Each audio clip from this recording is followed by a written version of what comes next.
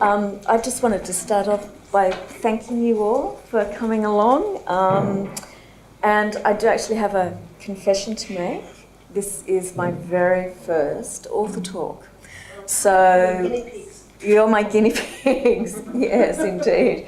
So if I'm a bit stumbly or if I look lost and terrified. Sorry? Yes, that is. It's nice. So we can make it a nice intimate group. And what I thought I would do today is talk about my work on Home and Away, how it actually inspired The Wardrobe Girl, how much of it is reality and how much is fiction, and then a little bit about the process of actually writing, and then I was going to read a scene from the book, and then if you've got any questions, I'm more than happy to answer them. So, now for those of you who don't know, my background is in film and TV, including 5 years, as I've just mentioned, on Home and Away. Before that, I worked on Crash Palace, which was a Foxtel series, and that was a little racier than Home and Away. It was based in a backpackers hostel in King's Cross, but it was a lot of fun to work on. I've also worked on several movies, including When Good Ghouls Go Bad, which was based on the Goosebumps books, and Mission Impossible 2, which might sound very cool, but I was a very lowly production assistant. I did meet Tom Cruise and was... Yeah, I remember that was in the city. Was it the one that was in the city? Yeah. And out at Malabar, we spent 3 weeks sitting on a cliff top at Malabar in the pouring rain, waiting for it to stop and getting drenched and muddy. But he does have a big megawatt smile, I can actually confirm that. And way back in the dark ages, I actually trained as a makeup artist. So I have quite a background in film and TV, and I've drawn on all those experiences for The Wardrobe Girl.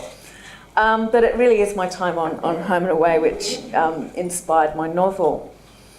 My first role on Home and Away was as a director's assistant, which is a very TV-specific term. So on most films and longer TV dramas, you'd probably know it as either continuity or script supervisor. So my job was to ensure that whatever we filmed out on location or in the studio could be cut together by the editor, and that each episode was the right length to go to air every night, which all sounds rather technical. Basically, I would make sure the cast were wearing the right wardrobe, that their hair and makeup was correct, that any props they used were in the right places. We switched between shots, so if they were smoking a cigarette, that when we come back around the other way or go from a wider shot into a closer shot, had to make sure that they still had the cigarette, that they were smoking it at the right time or having their drink and that the drink was at the right level, all those sort of things. The director do that? No, the director doesn't do that. No, the director gives sort of overall instructions, but standby props, do all that kind of thing. So there's a whole range of people who do all these different jobs. And how you walk and all that talk, all these things, isn't it? Yeah, that's the director, and where the actual framing of the shots and how the what you actually see on the screen, the directors decided. Yeah. So I would also have to make sure that the dialogue was delivered properly and the camera angles matched, all those kind of things. So all those hundreds of YouTube videos that you see that are all about movie mistakes, and that's kind of my job, was my job. And it was my responsibility to make sure that Home and Away didn't end up on one of those YouTube videos. So now every department is responsible for its own area. So there's standby wardrobe, and they have to make sure the wardrobe's right, makeup, props. But continuity or script supervisor is like the overall eye, and the responsibility stopped with me. So if it was a mistake, it was my mistake. Sorry, that's you are wardrobe girl. No, I was not a wardrobe girl, but I'll come to that. Just to confuse things. So And I worked closely with the director, and I would let she or he know if anything needed to be changed, if the dialogue wasn't correct, if the performance of the actor was not conveying the story properly or the intention of the script, I'd need to let them know about that. I had to mark up the script when it went to the editor so they could see when a shot started in the scene and when it finished in the scene, because it might actually only be for 2 or 3 lines that they wanted that particular shot. So the editor would need to know when that shot was going to be used. And I also had to time every scene and work out how long everything was running, because Home and Away is on your screen for half an hour, but there's credits, there's recaps, and there's commercials. So they would like an episode to run at about 22 minutes. So if it was 25 minutes, that was way too long. You had to knock 3 minutes out of your script somewhere. So, you know, that's how people end up on the cutting room floor. So you're shaking your head. You feel like you're missing out on 8 minutes of Home and Away. This is interesting. I didn't even think about that, you know, the commercial stuff. Yeah, so all that was part of my job. So, sometimes I felt lucky to get a loo break some days. I worked out on location, I worked in the studio, and I also attended rehearsals. I liaised between the writing department, the production office, and the editors. So it was a really big job, but it meant that I had a complete overview of the production process. So I got to see a bit of everything. Now, when you're shooting 2.5 hours of TV every week, which is what Home and Away is, there's actually 3 separate crews that are working all the time. So 1 week you're going to have what's called a prep week, and that's when you're reading through your scripts and getting ready. Second week is when you go out on location, and the third week is when you're filming in studio. And there's 3 separate crews, and each one will be doing one of those weeks. The footage is then sent off for editing and post-production before screening on air, and that's only 6 weeks. So it's a very quick turnaround. If there's any problems, you've only got 6 weeks, well, not even 6 weeks, you've probably got 4 weeks to get anything sorted out. And the cast spend their time travelling between location and studio, and they have 1 day of rehearsals every week. So depending on their storylines and the amount of screen time, they can be either incredibly busy or it might not be too bad and actually get days off. Location days tend to be about 10 or 11 hours for the crew, and the studio can be as long as 13 hours. So long days, big days. So obviously when you're working those kind of hours, you're going to see and hear a lot of things going on around you. There's always lots of banter between the cast and crew. It's usually pretty good humoured, but it is inevitable that tempers fray and people get frustrated, especially when they're a bit tired. And over the years I worked on the show, I thought it had the potential to be a really good story. But it wasn't appropriate for me to write it, obviously, when I was still working on the show, and I was too tired and had 2 children then, so I was pretty busy as it was. And when my 3rd daughter was born, I didn't want to go back into the TV industry. It's actually not very family friendly, especially with a little newborn one. And I was about ready for a challenge. So towards the end of my time at Home and Away, I actually trained in the script department, and they've got a very supportive script unit there. So you put in submissions of work that you've done, and if they like it, they get you then to train, I guess, as a script writer, and you start off and you'll write a scene, and then they comment on that for you, and then you move up and you'll write a whole first block from the opening up to the first commercial break, and then you work up to writing a whole episode for them. So the 5 episodes in a week, they usually have 5 different writers every night. So it's all very tightly plotted by the script department, and you're given very detailed notes about what they want out of your episode, and it's kind of your job to flesh it out and bring it all to life. So it's not, you don't have a lot of choice about what happens to the characters, but you do give them the words, and you can give them different actions and things like that to do. So it wasn't actually a particularly great job, I realised, when you had a baby either, because it's very time consuming. And so I decided and also, you know, you have deadlines, you've got 3 weeks to write a script, and that can be, you know, sometimes it might be fine to have 3 weeks, and other times you're pulling your hair out and wishing you had 3 years. So I decided to try my hand at writing a novel, which I thought I would be much easier to do. Why I thought that, but anyway. One of the first decisions I needed to make was who my protagonist was actually going to be and what her role would be. I knew I didn't want her to be a director's assistant, which was my job, because, you know, doing all that paperwork isn't that sexy really. So I thought maybe she could do makeup. But in the end, I decided that Tess, my wardrobe girl here, would be a wardrobe standby on the TV soap I created, which was Pretty Beach Rescue. Now, like makeup, wardrobe assistants have a close relationship with the cast. It's similar to seeing your hairdresser, I guess, on a daily basis. You go in, you have a chat about your life, magazines, news, and sometimes I think they probably feel a bit more like counsellors than, you know, makeup artists, wardrobe assistants, you know, or hairdressers. I like clothes, I like fashion, and I thought it'd be fun to write about.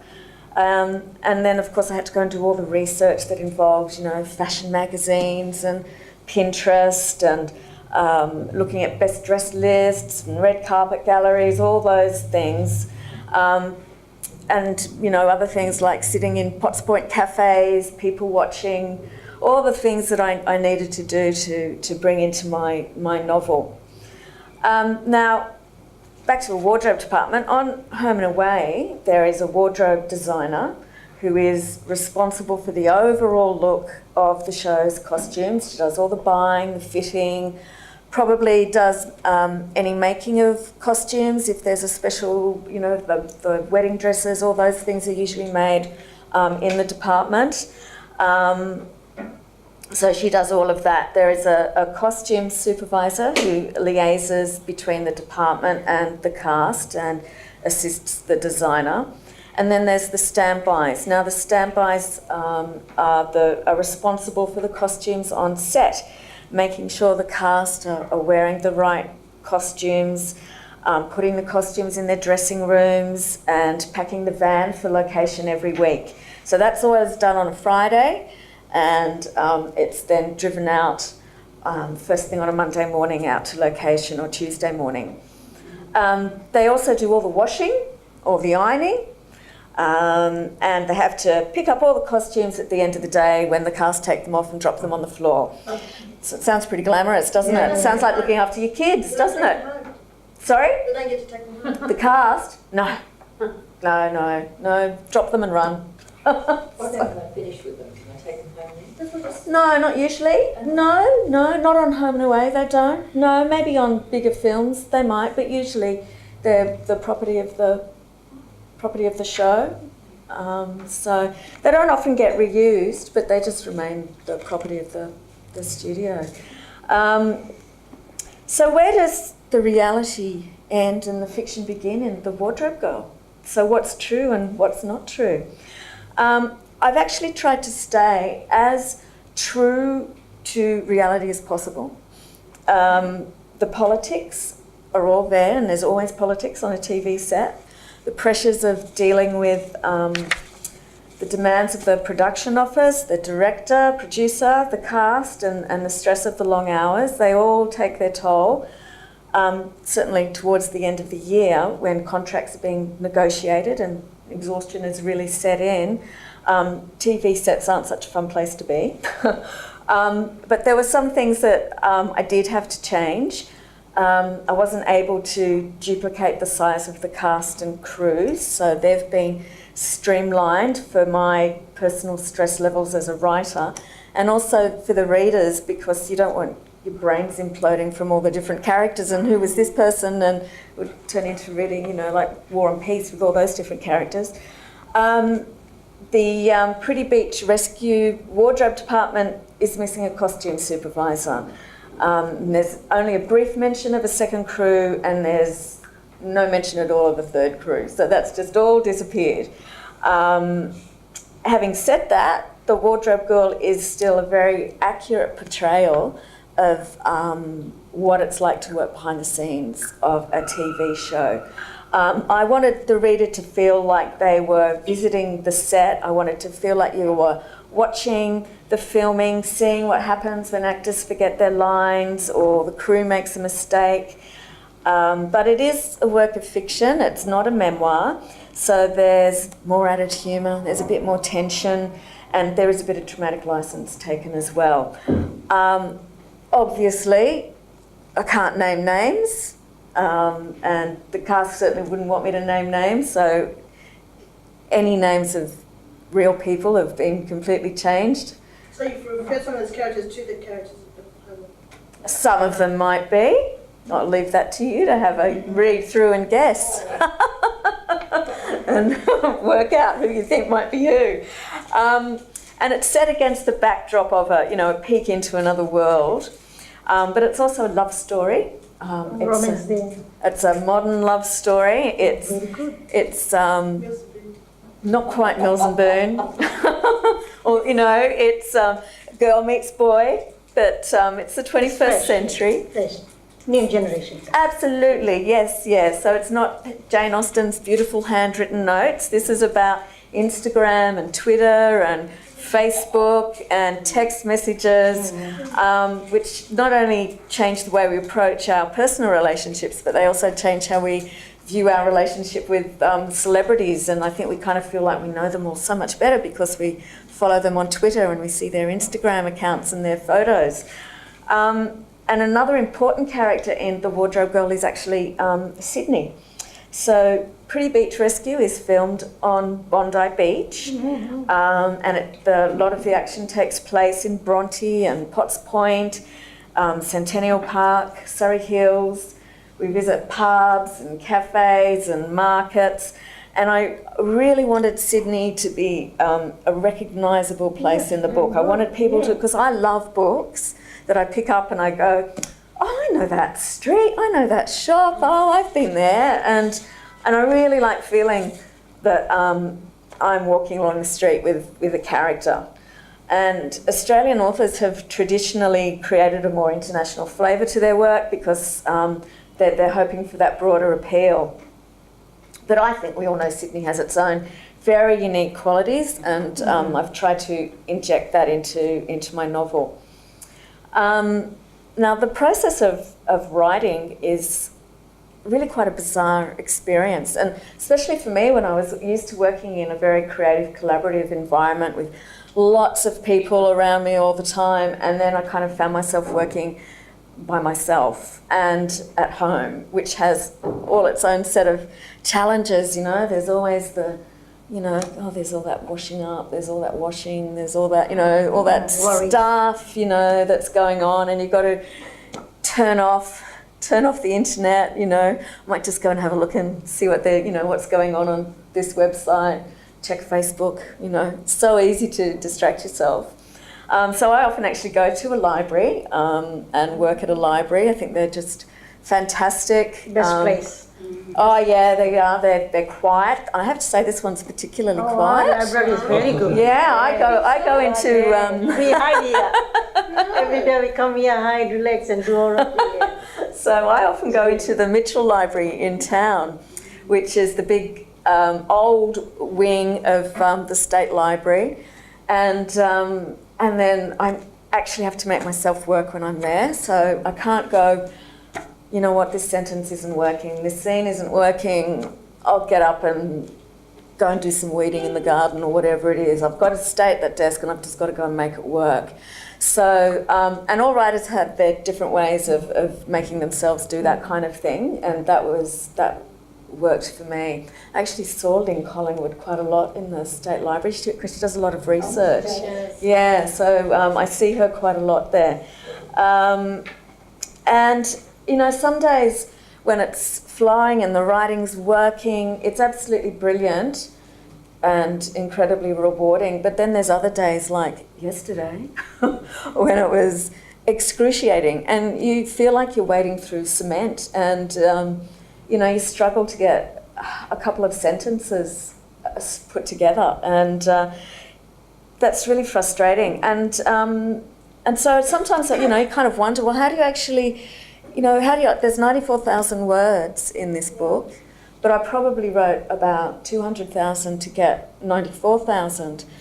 And you just have to just keep going, you know, you just have to, you know, how do you eat an elephant? You know, it's a bite at a time. It's just putting one word down after the other sometimes is pretty much how it goes. But there are things that I do to help me write. I do a lot of creative meditation, so I, you know, will sit very quietly somewhere and I might think about a particular character, and it sounds a bit wacky, but they can. I start hearing their voices, and I just let them sit and talk to me. Tess has a very strong voice through the book. And she does a lot of self-talking, you know, she talks to herself a lot. So when she's in situations, you hear what she's talking to herself about, which is one of the things I really like about novels as opposed to scripts.